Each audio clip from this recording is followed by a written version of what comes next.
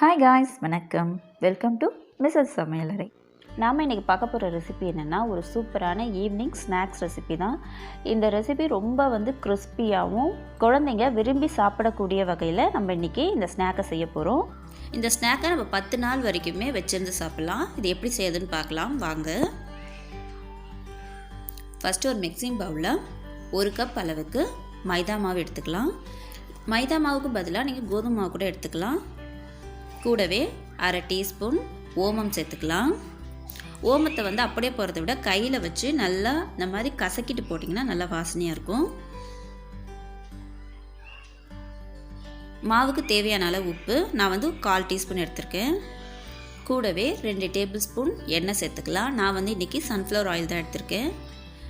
எண்ணெய் சேர்த்ததுக்கப்புறம் எல்லாத்தையும் நல்லா மிக்ஸ் பண்ணி விட்டுக்கலாம். மாவெல்லாம் மிக்ஸ் பண்ணதுக்கப்புறம் இது மாதிரி பிடிச்சி பாருங்கள். இப்படி ஒன்று சேர்ந்து வரணும், அந்தளவுக்கு நல்லா பிசைஞ்சிக்கோங்க. இப்போது நம்ம தேவையான அளவு தண்ணி சேர்த்து பிசைஞ்சிக்கலாம். தண்ணியை ஒட்டு மொத்தமாக ஊற்றாமல் இது மாதிரி கொஞ்சம் கொஞ்சமாக ஊற்றி நல்லா சப்பாத்தி மாவு பதத்துக்கு நல்லா பிசைஞ்சு எடுத்துக்கலாம்.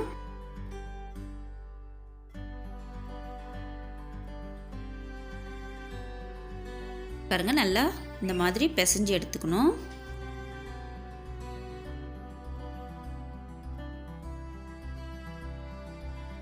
மாவு நல்லா பிசைஞ்சதுக்கப்புறம் ஒரு 10 நிமிஷம் இதை அப்படியே மூடி தனியாக வச்சிடலாம்.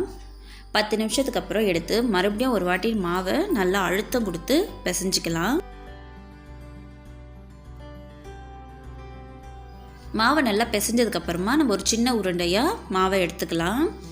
இந்த அளவுக்கு ஒரு சின்ன உருண்டையாக எடுத்துகிட்டு இதில் கொஞ்சமாக மாவு தூவி இதை சப்பாத்திக்கு நம்ம திரட்டுவோம் இல்லையா, அதை விட நல்லா மெலிசாக இதை திரட்டணும்.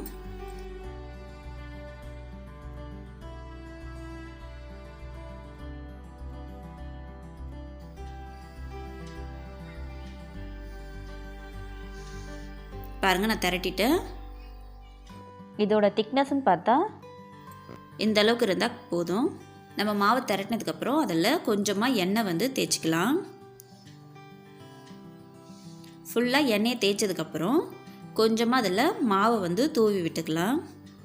அப்போ தான் நமக்கு எண்ணெயில் போட்டு பொரிக்கும் போது இது லேயர் கரெக்டாக பிரிஞ்சு வரும் நமக்கு. அதனால் இது போல் மாவை ஃபுல்லாக தூவி விட்டுக்கலாம். தூவதுக்கப்புறம் இது அப்படியே நம்ம இது போல் மடித்து ரோல் மாதிரி பண்ணிக்கலாம்.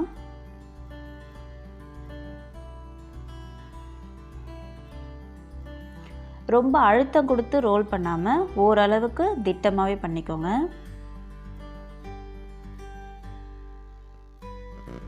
ஃபுல்லாக ரோல் பண்ணி முடித்ததுக்கப்புறம் இது போல் கொஞ்சம் அழுத்தம் கொடுத்து மறுபடியும் நல்லா கொஞ்சம் ரோல் பண்ணிக்கோங்க. அப்போ தான் அது பிரியாமல் இருக்கும். இப்போது நமக்கு தேவையான அளவுக்கு சின்ன சின்ன பீசஸாக இதை கட் பண்ணிக்கலாம்.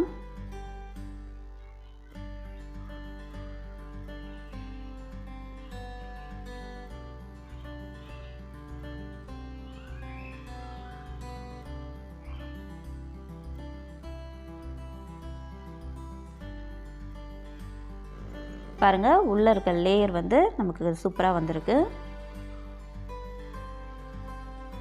இப்போ கட் பண்ணி வச்சுருக்க ஒரு பீஸ் மட்டும் எடுத்து இந்த மாதிரி ஒரு விரல் இல்லைனா 2 விரலை வச்சு நல்லா அழுத்திக்கோங்க.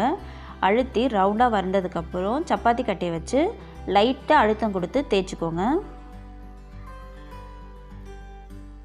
பாருங்கள், இந்த அளவுக்கு இருந்தால் இது கரெக்டாக இருக்கும். இதே மாதிரி எல்லா பீசஸையும் நம்ம ரெடி பண்ணி எடுத்து வச்சுக்கலாம். பாருங்கள், எல்லாத்தையும் நான் ரெடி பண்ணிட்டேன்.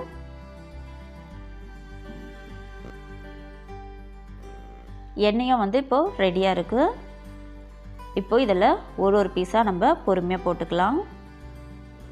இந்த எண்ணெயில் 8லேருந்து 10 வரைக்கும் போட்டு நம்ம பொரிச்சிக்கலாம். ஏன்னா இது அவ்வளோ சீக்கிரம் ஒட்டாது. போட்ட உடனே எல்லாம் மேலே எழும்பி வந்ததுக்கப்புறம் நம்ம கரண்டி போட்டு ஒன்று ஒன்றா திருப்பி விட்டுக்கலாம். மீடியம் ஃப்ளேம்லேயே வச்சு இதை பொரித்து எடுத்துக்கோங்க. இது நல்லா கோல்டன் ப்ரௌன் வரணும். அது வரைக்கும் மீடியம் ஹீட்லேயே வச்சு பொறுமையாக பொரித்து எடுத்துக்கலாம். பாருங்கள், எல்லாமே வெந்து அந்த எண்ணெயோட சலசலப்பெலாம் அடங்கிடுச்சு. நல்ல கலரும் வந்துடுச்சு. இப்போ வந்து இதை நம்ம வெளியே எடுத்துடலாம்.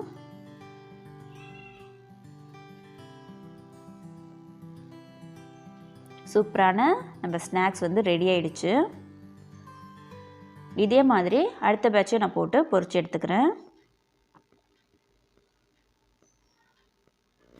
இந்த ஸ்நாக் வந்து நல்லா ஆறுனதுக்கப்புறம் ஒரு ஏர்டைட் கண்டெய்னரில் போட்டு ஸ்டோர் பண்ணி வச்சோன்னா 10 நாள் ஆனாலும் அதே மொறுமொறுப்பான டேஸ்ட்லேயே நமக்கு 10 நாள் வரைக்குமே இருக்கும்.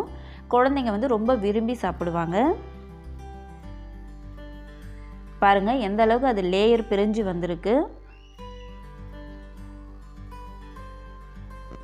இந்த ஸ்நாக்கை நீங்களும் வீட்டில் கண்டிப்பாக ட்ரை பண்ணி பாருங்கள்.